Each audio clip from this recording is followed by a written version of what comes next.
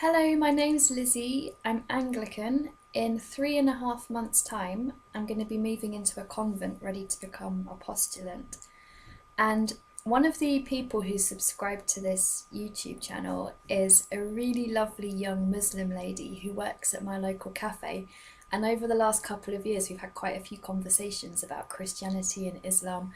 And she's been particularly interested in nuns because I talked to her about when I go to my local convent once a month, and I've shown her bits and pieces on the internet of like a convent timetable and how it's similar to the Muslim times of prayer in the day. And she's been really interested in that. And yeah, she says she watches all my videos on this channel, which is really nice.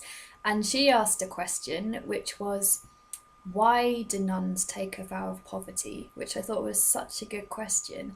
So Amal, thank you for your video suggestion, and here is a video trying to answer that question.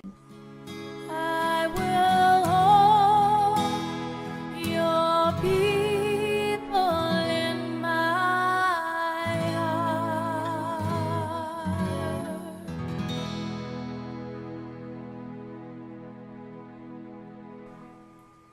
It seems a bit weird making this video because on this YouTube channel I'm trying to be a bit of a kind of have a kind of teacher role in answering people's questions, but in the grand scheme of things I'm the student here because if I'm looking at becoming a postulant and then potentially a novice after that, like they're very much a kind of a student role in the grand scheme of religious life in a convent or a community. So yeah, I'm the one that needs to be learning about the vows of religious life from someone above me, or someone who's got sort of oversight of my learning and formation, and someone who's been living, having made these religious vows, or the vows of religious life. They're going to be able to give a much better and deeper reflection on the meaning behind the vows and the reason for them, and yeah, they'll just be able to talk about it in a much deeper way than I'm going to be able to. And I suppose, yeah, anyone you ask about the vows is going to maybe give a slightly different angle on it or different experiences. And so all I can do in this video is just give my own little reflections based on my own thinking about them and my own having just read about them over the past few years. The vows are usually poverty, chastity or celibacy, and obedience. And in my mind, those three things are kind of the almost like the counterparts of in the Bible. There's a passage. It's in one of the letters written by one of the first Christians, and he talks about how a lot of human sin comes down to three main things. It comes down to lust of the flesh, lust of the eyes, and pride of life. And if you take lust of the eyes to mean kind of just wanting to gain things, or just like, in my mind, poverty, chastity and obedience are trying to be things that bend a human back in the right direction, to try and heal them from bending too much in the wrong direction. So basically, that Christians believe that God created all of us to enjoy knowing God and to enjoy our life here on earth, to enjoy our relationship with each other and our relationship with creation. And so all the things that God created we believe are good. So we see like bodies as good, and sex is good, and food is good, and enjoying things is good, and our senses are good, and all these things. But God wants us to use them in the right way and in a healthy way, and in ways where we're not actually like addicted to them or enslaved by them.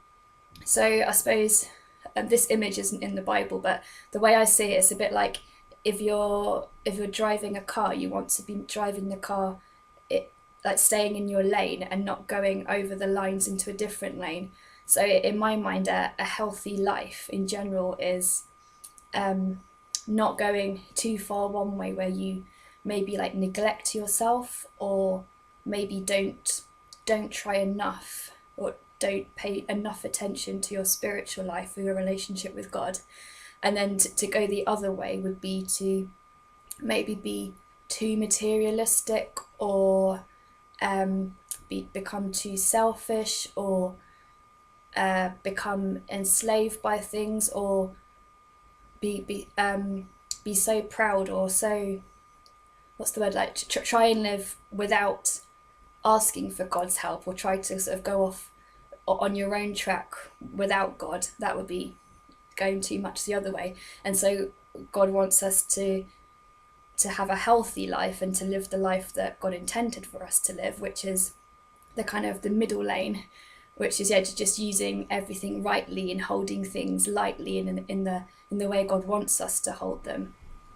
So God's not a killjoy, and Christians aren't killjoys, and even Christians who will sometimes go to quite extreme measures, like living without very much, it's actually because that they can see that we're made to actually live a life of quite profound freedom, of not being enslaved to things, like either enslaved to possessions, or enslaved by our own passions, or enslaved by our own selfishness. And so quite often Christians will obviously ask for God's help and for God's healing, but we need to do our bit as well. It's a combination of both. Or we need to cooperate with God in trying to make changes in our life, or trying to grow in the freedom that God wants us to have. So like learning to say no to ourselves at times, or just learning to live live within the boundaries that are healthy, kind of thing.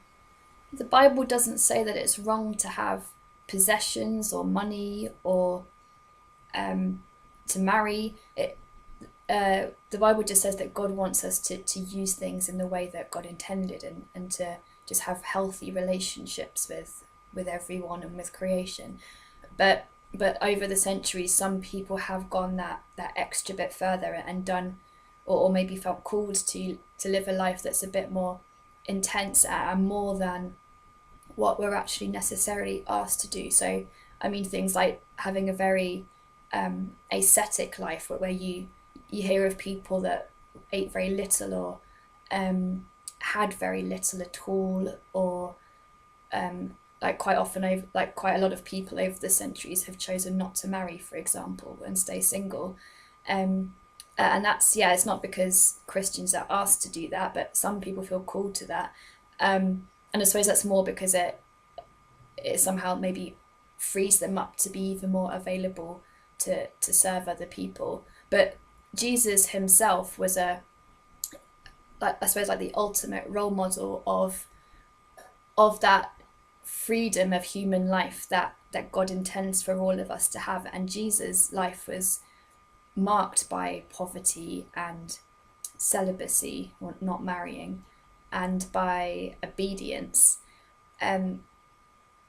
So he showed a life where he wasn't enslaved by addictions, or just treating things the wrong way, treating people the wrong way for his own selfish motives and all those things. So he's a role model for us Christians, and for people who feel called to religious life, because Jesus himself didn't marry, for example. I suppose they're imitating Jesus in an even more similar way or close way.